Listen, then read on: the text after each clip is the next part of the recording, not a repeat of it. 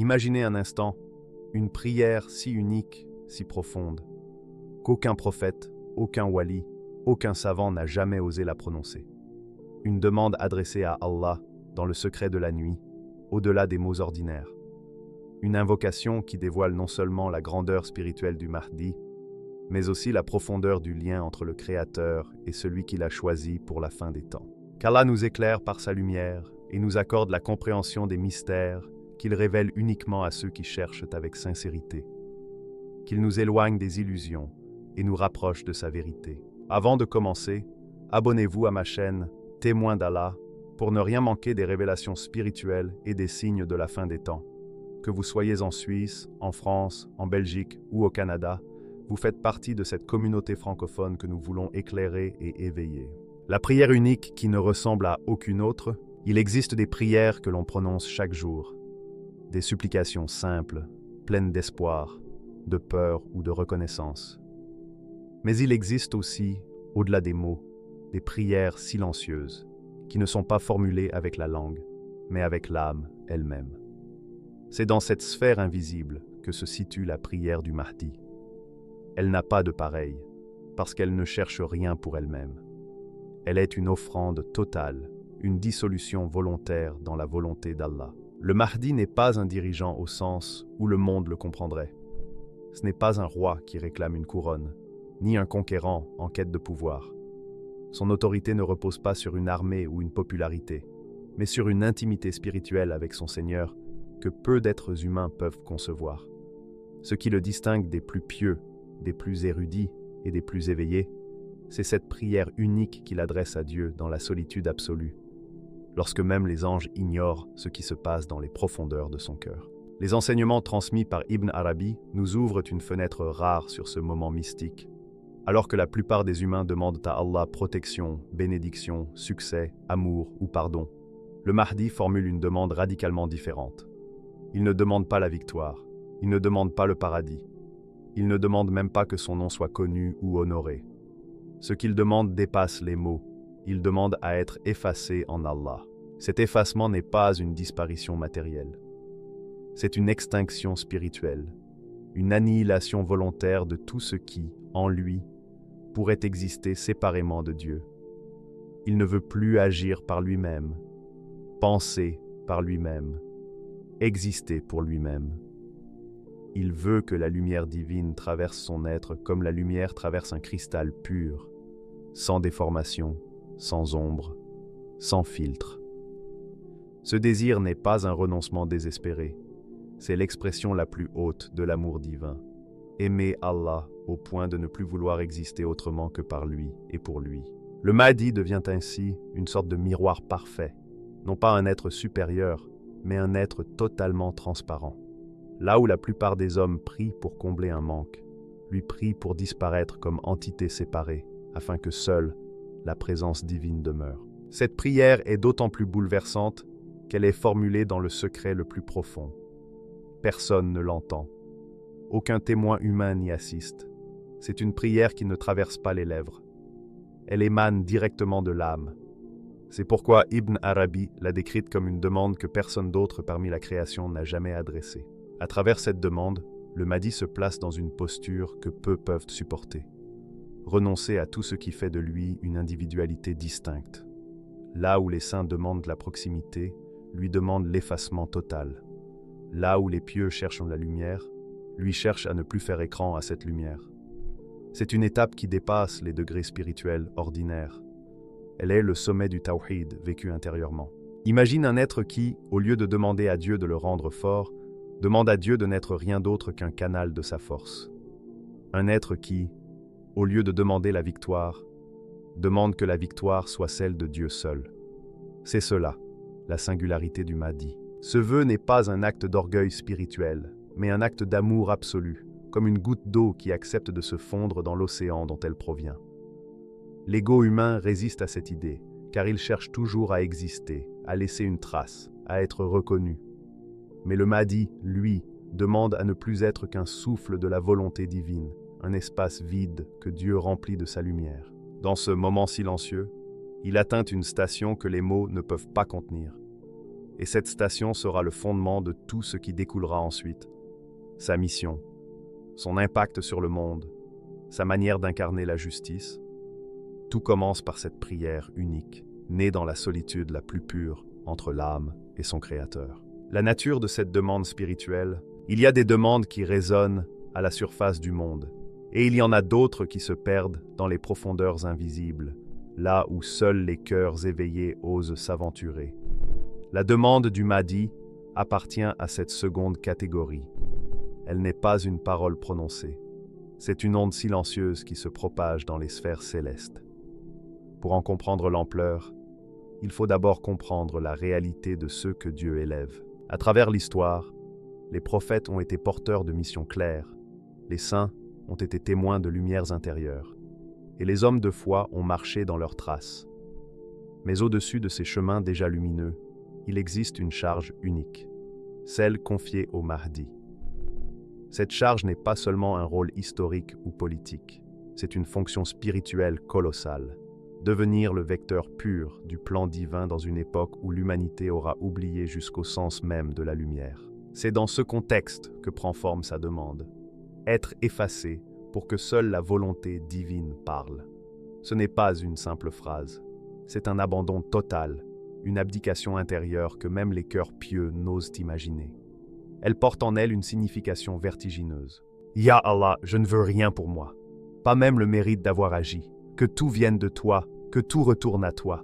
Dans cette invocation, il n'y a ni revendication, ni ambition, ni désir caché.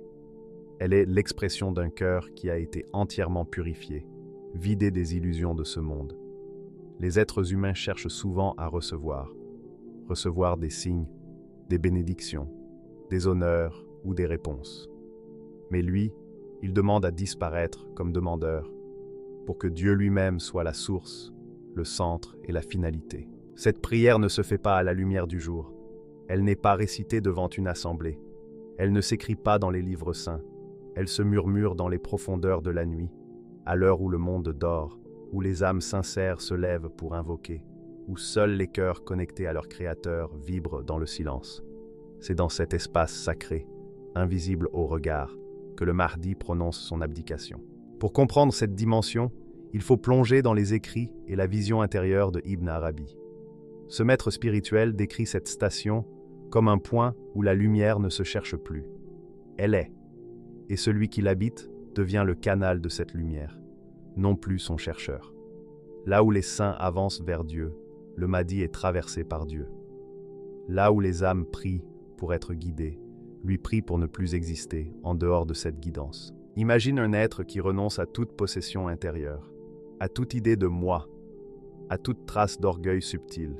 Ce renoncement n'est pas une faiblesse, c'est une force que peu peuvent porter.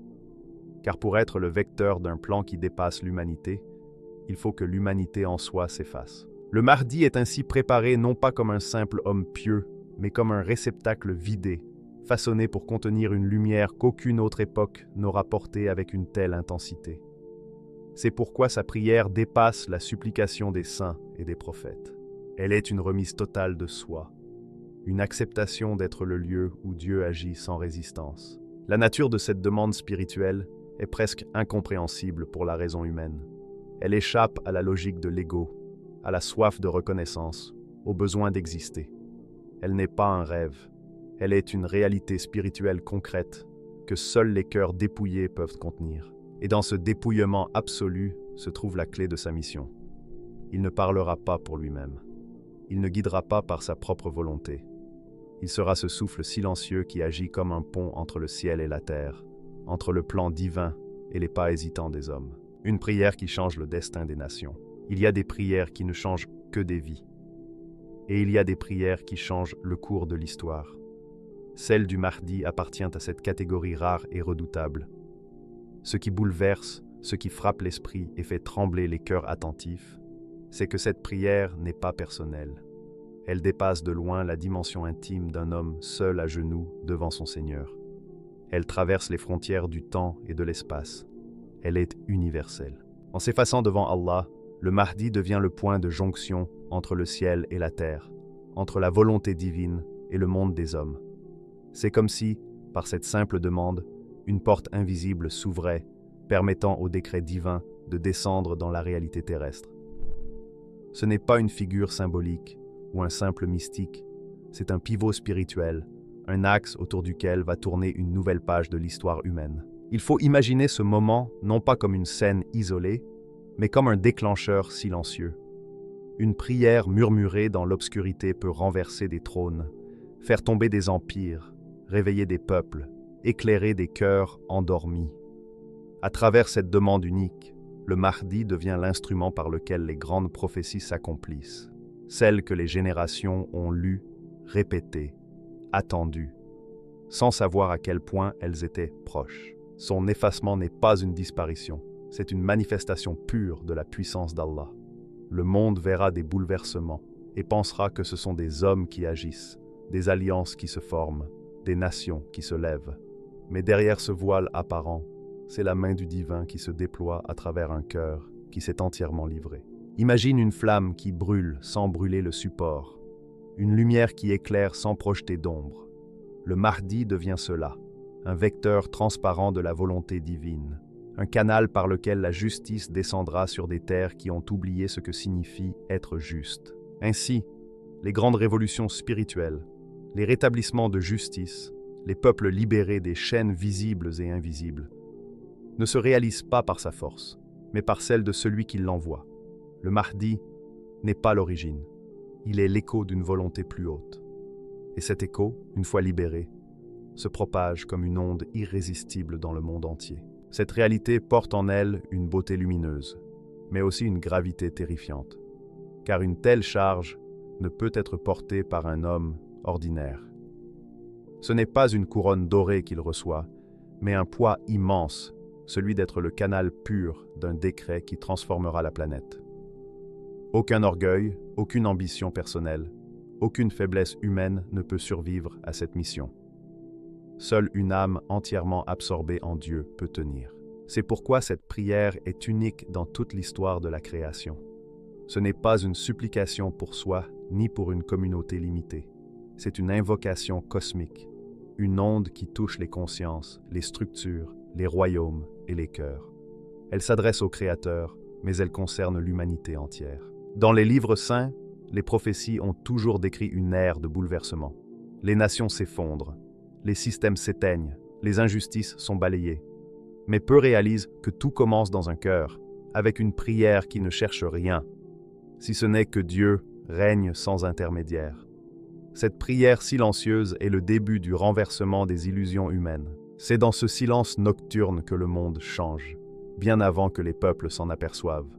Les empires tombent d'abord dans l'invisible, avant de tomber dans la lumière du jour. Et le Mahdi, par sa demande unique, devient la source silencieuse de ce changement. Ibn Arabi est le secret de ceux qui demandent autrement. Il existe, au fond des âmes les plus pures, une manière de parler à Dieu qui ne ressemble à aucune autre. Ce ne sont pas des mots articulés, c'est une lumière qui dialogue avec une lumière plus grande qu'elle. C'est dans cette sphère subtile que Ibn Arabi nous invite à entrer lorsqu'il parle du Mahdi. Dans ses écrits mystiques, il ne le décrit pas seulement comme un homme guidé par Dieu, mais comme un miroir pur, un espace transparent où la volonté divine se reflète sans altération. Imagine un miroir parfaitement poli.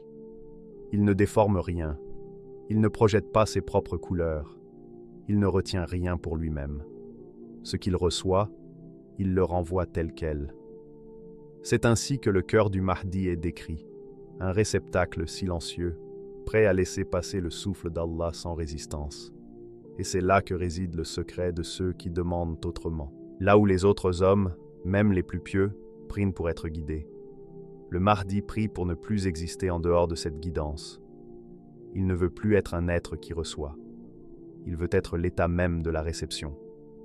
Là où les autres demandent la lumière, lui demandent de devenir la lumière qui éclaire le monde, sans filtre, sans trace de lui-même. Ce n'est pas une aspiration d'orgueil, mais le fruit d'un effacement intérieur si profond que le jeu humain s'efface derrière le nom divin.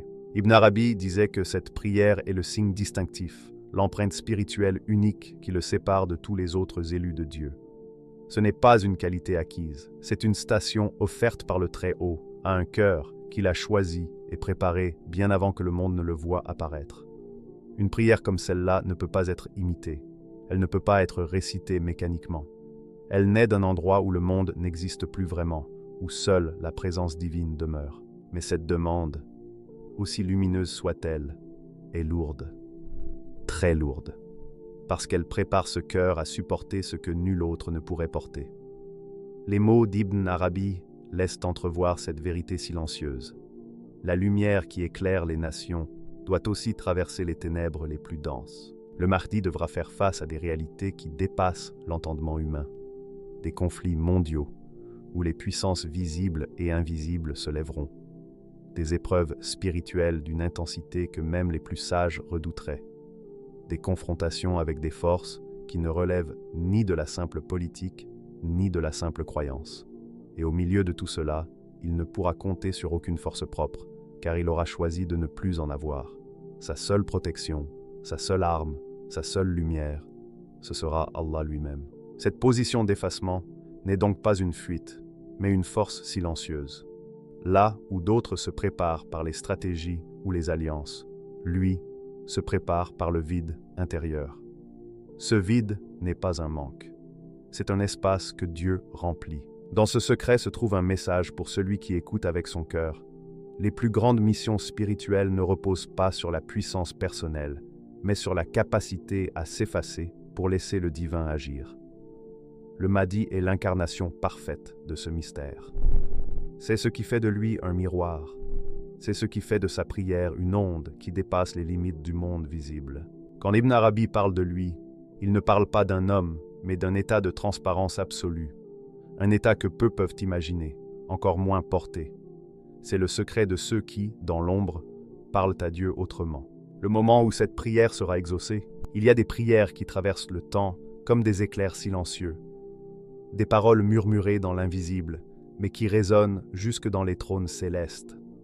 La demande du Mahdi fait partie de celle-là.